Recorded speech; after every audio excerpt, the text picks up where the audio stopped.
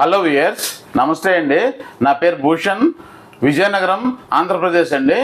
ఈరోజు టాపిక్ ఏంటంటే 8.2 కలిగినటువంటి ఒక యాంప్లిఫైయర్ అండ్ ఫుల్ సెట్ విజయనగరంలో పూల్బాగ్ కాలనీ పెర్మిసెస్లో ఆ సరౌండింగ్స్లో లెజెండ్ బార్ అనేటువంటి ఒక బార్ ఓపెన్ చేస్తున్నారండి ఈ మే నెలలోనే. మా క్లయింట్ 8.2 కలిగినటువంటి యాంప్లిఫైయర్ చేయమన్నారండి, అంతే చేసాము. ఇది ఈచ్ 40 వాట్స్ అండి ఒకటి, అలాగే 8 బాక్సెస్ అనమాట. అంటే మొత్తం 8 into 40 వాట్ 320 వాట్స్ కలిగినటువంటి సరౌండింగ్స్ అనమాట ఇవన్నీ కూడా. అలాగే సబ్ ఊఫర్ 150 వాట్ ఒకటి, 150 వాట్ ఒకటి, 300 వాట్స్. టోటల్గా 620 వాట్స్ ఆర్ఎంఎస్ కలిగినటువంటి యాంప్లిఫైయర్ అండి. ఇది పీక్ వాల్యూ ఏమో 1200 వాట్స్ అండి. ఈ బాక్సెస్లో క్రాస్ ఓవర్ నెట్వర్క్స్ కూడా మనం యూజ్ చేసామండి.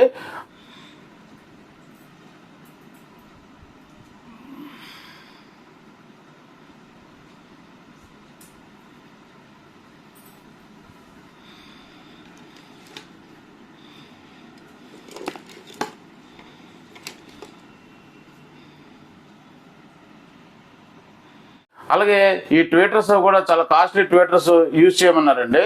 అందుకే జిప్ కంపెనీవి మెటల్ డోమ్ ట్వీటర్స్ యూజ్ చేసామండి. ఎందుచేతంటే ఫైన్ స్ట్రింగ్స్ రావాలండి, సౌండ్ తక్కువ ఉన్నా కూడా వెరీ క్లారిటీగా రావాలి, చాలా క్లారిటీగా రావాలన్నారు. అలాగే ప్రీమియం క్వాలిటీ డీజే ప్రో కలిగినటువంటి 4 ఇంచెస్ స్పీకర్స్ కూడా వేసాము.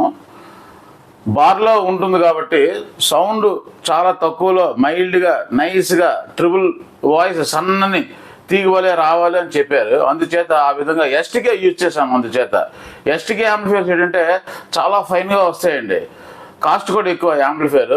దాన్ని బట్టి స్ట్రాంగ్గా సబ్ ఊఫర్ కూడా చాలా స్ట్రాంగ్గా వస్తుంది, ట్రిపుల్ నోట్స్ కూడా చాలా బాగా వస్తుంది. అలాగే ఇది మోనో యాంప్లిఫైర్ అండి. ఎందుచేత మోనో చేసామంటే లెఫ్ట్లో కూర్చునే వాళ్ళకి, రైట్లో కూర్చునే వాళ్ళకి, అంటే ఇటుపక్క కొంతమంది కూర్చున్న వాళ్ళకి కొన్ని స్ట్రింగ్స్ ఇటుపక్క వస్తాయి, కొన్ని స్ట్రింగ్స్ అటుపక్క వస్తాయి, కొన్ని వాయిస్లు ఇటుపక్క వస్తాయి, కొన్ని వాయిస్లు అటుపక్క వస్తాయి, ఎప్పుడు స్టీరియోఫోనిక్ సౌండ్స్లోని. అప్పుడు ఏంటవుతుందంటే ఇటుపక్క కూర్చునే వాళ్ళు కొన్ని మిస్ అవుతారు, ఇటుపక్క కూర్చునే వాళ్ళు కొన్ని మ్యూజిక్ మిస్ అవుతారు, అలాగే వాయిస్లు కూడా మిస్ అవుతారు. అందుచేత మోనో చేయడం జరిగింది. మోనో అంటే ఏం లేదండి, స్టీరియోనే మోనో చేయడం. అంటే లెఫ్ట్ అండ్ రైట్ ఉన్నటువంటి యూఎస్బీ ప్లేయర్ నుంచి లెఫ్ట్ అండ్ రైట్ వస్తుంది కదండి, ఆ రెండు కూడా జంపర్ వేసి కలిపేయమాట. అలా చేయడం వల్ల ఏంటవుతుందంటే రెండు కూడా షార్ట్ చేయడం వల్ల సిగ్నల్ మోనో అయిపోద్ది. అప్పుడు మోనో అయిపోవడం వల్ల మొత్తం బార్లో కూర్చుంటే వాళ్ళందరికీ కూడా నైస్గా ఒకే రకంగా ఒకే రీతిలో వినిపిస్తుంది అన్నమాట. ఏ విధమైనటువంటి నాయిస్ లేకుండా పిన్ డ్రాప్ సైలెంట్గా ఉండేటట్లుగా ఈ యాంప్లిఫైర్ అనేది అరేంజ్ చేసామండి, అసెంబ్లింగ్ చేసామండి. సబ్ ఊఫర్స్ కూడా డీజే ప్రో కంపెనీ అండి. ఈచ్ 150 వాట్స్ డబుల్ మ్యాగ్నెట్ కలిగినటువంటి 135 mm మ్యాగ్నెట్ అనమాట. Premium quality sub woofers 2 use చేసామండి. ఎందుచేతంటే 10 ఇంచెస్ సబ్ ఊఫర్స్ యూజ్ చేసాము. బార్లోకి చిన్న సౌండ్ వస్తే చాలండి, అది కూడా ఫైన్గా బేస్ వస్తుందా లేదా అన్నట్టుగా కావాలి అని అన్నారు అనమాట. అందుచేత 10 ఇంచెస్ సబ్ ఊఫర్స్ వేసాం. లేదంటే 12 ఇంచెస్ వేస్తే ఇంకా బాగుంటుందని నేను చెప్పినా కూడా వద్దండి, సౌండ్ తక్కువ ఉండాలి మాకు అని చెప్పారు. ఓకే, నో ప్రాబ్లం, ఆ విధంగా చేస్తామని చెప్పామన్నమాట. ఈ సరౌండ్ బాక్సులు, సబ్ ఊఫర్ బాక్సులు అంటే ఎంక్లోజర్స్ అంటారు వీటిని 16 mm MDF ప్లేవుడ్తో తయారు చేయించినండి ఇవన్నీ కూడా. ఎందుచేతంటే ప్రీమియం క్వాలిటీగా ఉండాలని చెప్పారు కాబట్టి ఆ విధంగా చేయించామండి ఇవి. ఈ యాంప్లిఫైర్లో యూఎస్బి అండ్ బ్లూటూత్ వచ్చేటట్లుగా చేసామండి. అలాగే bass, mid, triple, zone 1, zone 2. Zone 1లో 4 బాక్సెస్, జోన్ 2లో 4 బాక్సెస్, అంటే సరౌండింగ్స్ అనమాట వచ్చేటట్లుగా. సబ్ ఊఫర్ 1, సబ్ ఊఫర్ 2, అలాగే 2 కంట్రోల్స్ వచ్చేటట్లుగా మేము దీన్ని అసెంబ్లింగ్ చేసామండి. ఈ బాక్సుల్ని బాస్ రిఫ్లెక్స్ అంటారు. బాస్ రిఫ్లెక్స్ అని ఎందుకు అంటామంటే ఎయిర్ హోల్ ఉంది కాబట్టి bass reflex system speaker enclosures అంటాం అన్నమాట వీటిని. సబ్ ఊఫర్స్ కూడా అంతే, ఇవి కూడా బాస్ రిఫ్లెక్స్ సిస్టమే. బ్యాక్ సైడ్ హోల్స్ ఉంటాయి దానికి. బ్యాక్ సైడ్ చూడండి, ఈ విధంగా హ్యాంగింగ్ చేసుకోవడానికి. అలాగే ఇక్కడ కూడా speaker, loud speaker socket. Zip company metal dome tweeter అండి. ఇది మెటాలిక్ సౌండ్ వస్తుందని అంటే, మెటల్ అంటే కొన్ని సిల్క్ డోమ్ ఉంటుంది, ఇది సిల్క్ డోమ్ కాదు, మెటల్ డోమ్ ట్వీటర్స్ ఇవి. అలాగే premium quality 4 inches DJ pro company woofers అండి. అవి బాక్సెస్ చూసారు కదా, టోటల్ అంతా కూడా సన్మైకాతో చేయించినానండి. ఈ 8.2 మోనో యాంప్లిఫైయర్కి ముందుగా మనము ఇలా 4.5 ఇంచెస్ హైట్ ఉన్నటువంటి క్యాబినెట్ ఒకటి తీసుకుంటాము. దాని తర్వాత ఇలాంటి యాక్రిలిక్ ప్యానల్ ఒకటి తీసుకోవాలి. ఈ యాక్రిలిక్ ప్యానల్ ఇలా స్టిక్కర్ తీస్తే నీట్గా అంతా బ్లాక్ కలర్లో వస్తుంది. దీనికి ఇక్కడొక హోలు, ఇక్కడొక హోలు, ఇక్కడొక హోలు, ఇక్కడొక హోలు, ఈ 4 హోల్స్ కూడా యాక్రిలిక్ తయారు చేసేవాళ్ళు ఎవరు కాబట్టి మనం సొంతంగా ఆ 4 హోల్స్ మనము వేసుకోవాలి. ఫస్ట్ మనము ఈ యాక్రిలిక్ ప్యానల్ని ఇలాగా పెట్టి దీనికి క్యాబినెట్ ఇలాగా మీదన ఫిట్ చేసి 4 పక్కల సమాంతరంగా ఉండేటట్లుగా చూసుకొని మార్కింగ్ పెన్ తోటి మనము హోల్స్ దగ్గర మార్కింగ్ చేసుకొని డ్రిల్లింగ్ చేసి 4 హోల్స్ కూడా వేసుకోవాలన్నమాట. ఈ విధంగా 4 హోల్స్ కరెక్ట్గా ముందే మనం చేసుకోవాలి. కాంపోనెంట్స్ అన్ని ఫిట్ చేసిన తర్వాత చేసుకోవడం అంటే చాలా కష్టం. యూఎస్బి బీటీ అంటాం దీన్ని. ఈ యూఎస్బి బీటీ ఇక్కడ బిగించాలి కాబట్టి ఈ 2 స్టెమ్స్ కూడా ఈ విధంగా ఫెవిక్విక్తో ఫిట్ చేసుకోవాలి. ఇక్కడ ఫిట్ చేయాలి కాబట్టి ఈ విధంగా వస్తుంది, స్లైడింగ్ ఇలా ఫిట్ అయిపోద్ది. ఆ విధంగా చూసుకొని ఈ 2 స్టెమ్స్ కూడా గమ్ వేసుకొని ఫిట్ చేసుకోవాలి. అప్పుడు ఇక్కడ డిస్ప్లే కనిపిస్తుంది అనమాట. మనకి ఇది తీస్తే ఇక్కడ డిస్ప్లే వస్తుంది అనమాట. ముందుగా ఇదంతా తీసేస్తే స్క్రాచెస్ పడిపోతాయి, అందుకని ముందుగా తీయలేదు. ఈ యాంప్లిఫైయర్కి పవర్ స్విచ్ ఈ విధంగా ఇక్కడ ఫిట్ చేస్తాం అనమాట. ఇది సబ్ వూఫర్ 1, సబ్ వూఫర్ 2, 2 సబ్ వూఫర్లు కాబట్టి. అలాగే బాసు, మిడ్, ట్రిపుల్, ఆ తర్వాత జోన్ 1, జోన్ 2. జోన్ 2 సౌండ్ తగ్గించామనుకోండి, జోన్ 2లో 4 బాక్సులు ఉంటాయి కదా, అవి తగ్గిపోద్ది. జోన్ 1 సౌండ్ తగ్గించామనుకోండి, జోన్ 1లో 4 బాక్సులు ఉంటాయి కదా, అవి తగ్గిపోతాయి. ఆ విధంగా దీన్ని అసెంబ్లింగ్ చేసాం అనమాట. ఇప్పుడు క్యాబినెట్ తీసుకుందాం. క్యాబినెట్కి ముందుగానే కాంపోనెంట్స్ అన్నీ కూడా ఎక్కడెక్కడ ఫిట్ చేయాలి ఆలోచించుకొని మనం ఫిట్ చేసుకోవాలి. సబ్ వూఫర్ యాంప్లిఫైయర్ ఎక్కడ బిగిస్తే బాగుంటుంది, అలాగే 8 ఛానల్ యాంప్లిఫైయర్ అంటే 4 ఛానల్ ఒకటి, 4 ఛానల్ ఒకటి, అంటే యాక్చువల్గా 5 ఉంటాయి, 2 ఛానల్స్ వదిలేసామన్నమాట. అది ఎక్కడ ఫిట్ చేసుకోవాలి. యాక్టివ్ టోన్ కంట్రోల్ సర్క్యూట్ అంటే బాస్ ట్రిపుల్ బోర్డ్ అనమాట. దాన్నే యాక్టివ్ టోన్ కంట్రోల్ సర్క్యూట్ అంటాం. అది ఎక్కడ ఫిట్ చేయాలి. సబ్ ప్రీ బోర్డు అదే క్రాస్ ఓవర్ బోర్డు అంటాము.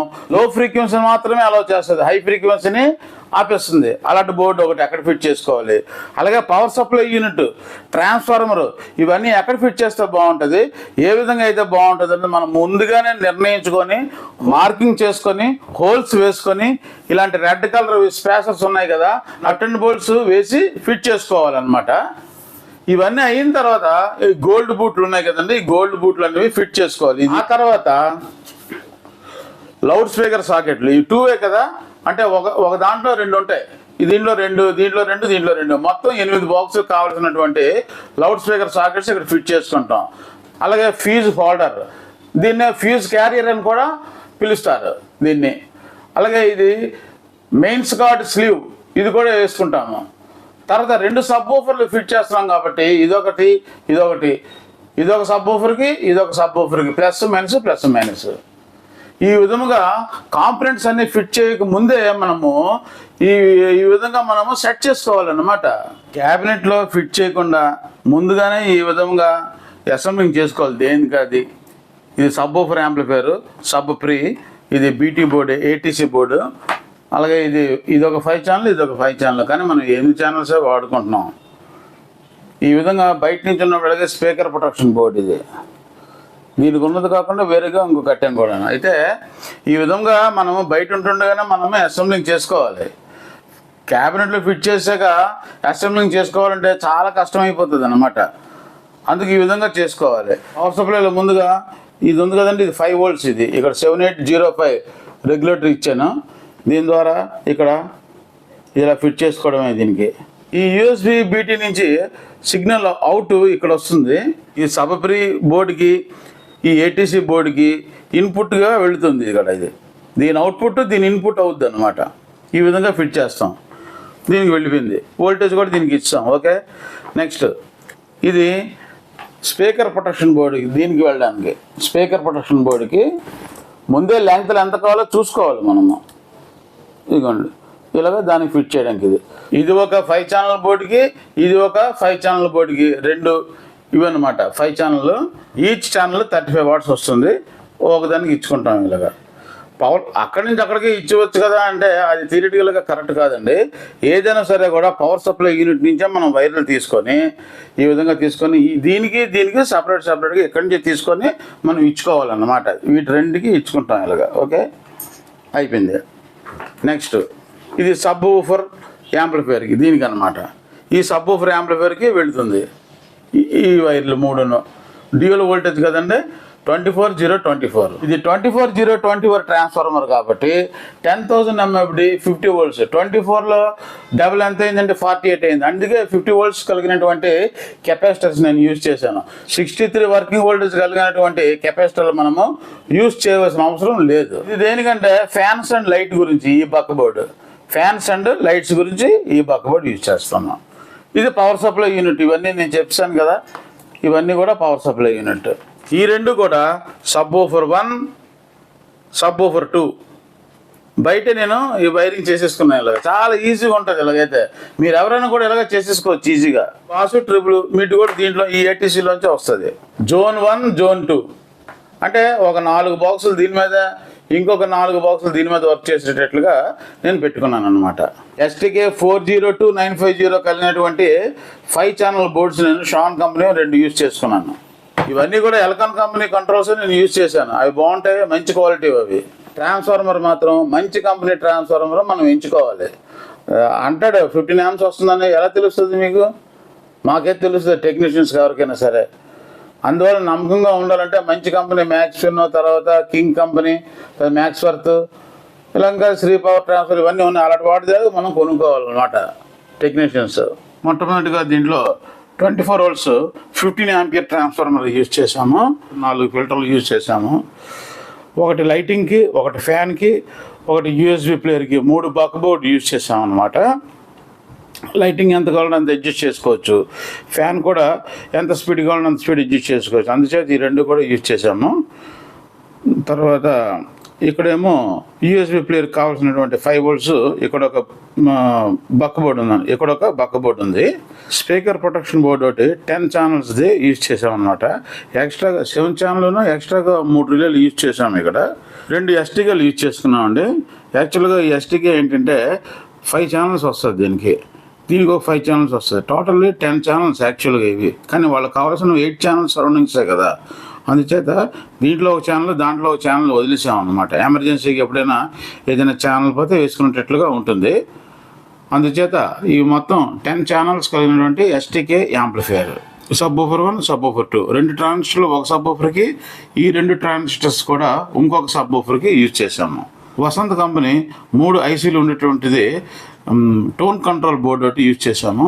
అలాగే సబ్ ప్రీ అంటే సబ్ ఊఫర్ యాంప్లిఫైయర్ ముందుగా వాడేదైనా సబ్ ప్రీ లేదా క్రాస్ ఓవర్ అంటాం, దాన్ని ఒకటి యూజ్ చేసాము. దీంట్లో ఇక్కడ ఒక ఫ్యాను, అక్కడ ఒక ఫ్యాను యూజ్ చేసాము. ఇది దీని తాలూకా ఇంటర్నల్ స్ట్రక్చర్ అండి.